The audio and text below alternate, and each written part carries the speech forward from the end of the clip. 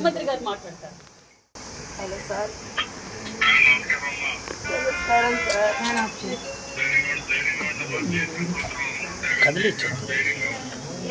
ధైర్యం ఉంటుంది సార్, వెళ్ళిపోయా స్వామి.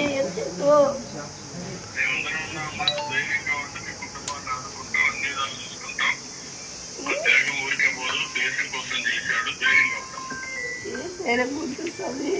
సార్ చెప్పాను సార్, అన్ని విధాలుగా ఉంటామని చెప్పాను సార్. వాళ్ళ ఫాదర్ మాట్లాడతారు. వాళ్ళ ఫాదర్ సార్. నమస్తే సార్.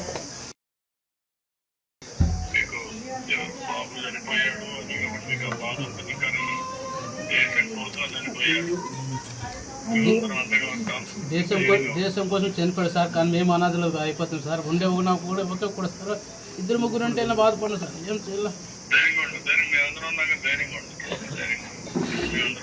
సరే సార్, సరే. ఒకసారి కొన్ని జరగాల్సినట్టు జరుగుతాయి. జరిగినప్పుడు అందరూ ధైర్యంగా ఉండాలి. దేవుడు మీతో ఉంటాడు, ధైర్యంగా ఉండి మేము అందరం మీతో ఉంటాం. సరే. మీరేం అధ్యయన పడుతుంది, ధైర్యంగా ఉండాలి. సరే. మీ త్యాగాలకి ధైర్యంగా ఉండి మేము అందరం.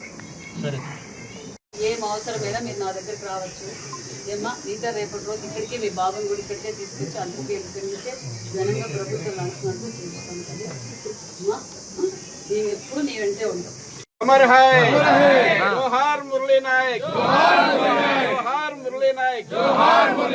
చెప్పిన వారు ఇంతకే తప్పదు, కానీ చరిత్రలో సూర్యచంద్రులు ఉన్నంత కాలము నిలవలేని వారు కొంతమందే ఉంటారు. మన చరిత్ర ఈ రోజుకి స్వాతంత్రం కోసం ఎంతో మంది పోరాట త్యాగం చేసినందుకు ఈ రోజు మన స్వాతంత్రం వచ్చింది. ఈ రోజు మన మురళీ నాయక్ కూడా ధర్మం కోసం, దేశం కోసం ప్రాణాలు వదిలిన వీర సైనికుడనే చెప్పాలి. ఎందుకంటే అతి చిన్న వయసులోనే నేను ఒక్క రోజైనా సైనికునిగా ఉండి మరణించారే తప్ప ఆర్మీకి పోకుండా ఉండనని తల్లిదండ్రులతో, గ్రామస్తులతో, అంటే అతనిలో ఉన్న దేశం మీద ఉన్న భక్తి ఏంటో ఆయన మరొకసారి కూడా చూపించారు. మరి నిజంగా మరి సత్యసాయి జిల్లా పెనుగొండ నియోజకవర్గం గోరెంట మండలంలోని తల్లిదండ శ్రీరాములు నాయక్, జ్యోతిబాయికి ఉన్న ఏకైక సంతానం మురళీ నాయక్. మరి మురళీ నాయక్ వారి బాధ అయితే నిజంగా చెప్పరాని బాధ. కానీ ఒక పక్క వాళ్ళు నిజంగా నా కొడుకు ఈ దేశం కోసం ప్రాణాలు ఇద్దామన్న ధైర్యంగా కూడా ఉన్నారు. అదే విధంగా ఆ తల్లిదండ్రులకు కూడా నిజంగా మనం అందరం రుణపడి ఉండాలని కూడా తెలియజేస్తున్నాం. ఎందుకంటే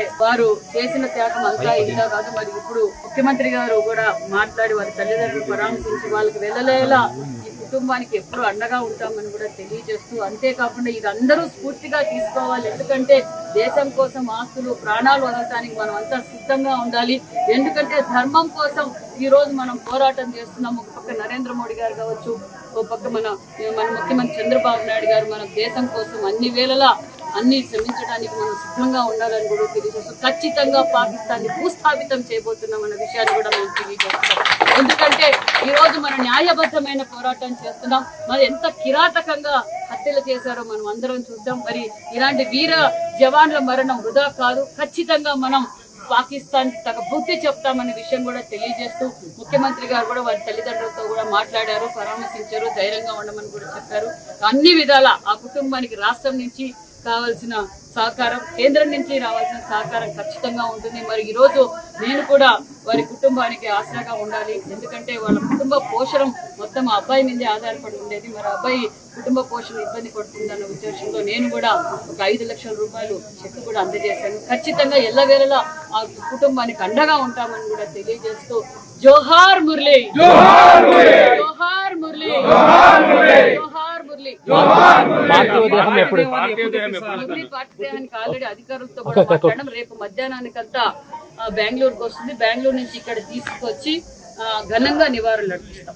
అదే విధంగా మన గోరెంట్ల సర్కిల్లో ఆ అబ్బాయి విగ్రహావిష్కరణ కూడా చేస్తామనే విషయాన్ని కూడా మీకు చూసారు కదండి. మరి ఈ వీడియో కనుక మీకు నచ్చినట్లయితే ఒక లైక్ కొట్టేసి మీ అభిప్రాయాన్ని కూడా కామెంట్ బాక్స్ లో తెలియజేస్తూ ఇలాంటి ఇంట్రెస్టింగ్ అప్డేట్స్ కోసం మా ఛానల్ ని సబ్స్క్రైబ్ చేసుకోండి.